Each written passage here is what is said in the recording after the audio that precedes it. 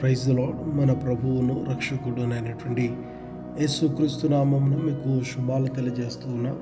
ఈరోజు దేవుని యొక్క వాక్యము రోమీయులకు రాసినటువంటి పత్రిక 8వ అధ్యాయము 18వ వచనం.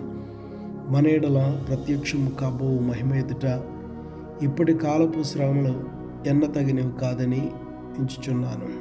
ప్రియమైన సహోదరి సహోదరుడా, మన ప్రభు అయిన యేసుక్రీస్తులో మనకున్న జీవితం ఎంతో సంతోషకరమైనది.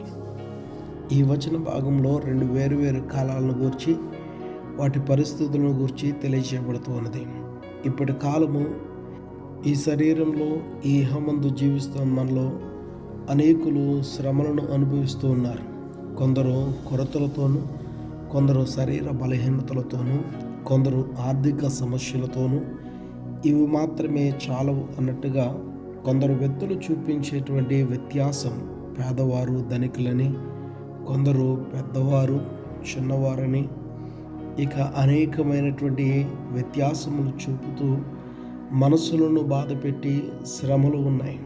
దేవుణ్ణి ఆరాధించే సమయంలో కూడా అనేకమైనటువంటి ఆటంకములతోనూ శ్రమలతోనూ ఎదుర్కొంటున్నటువంటి వారు అనేకులు.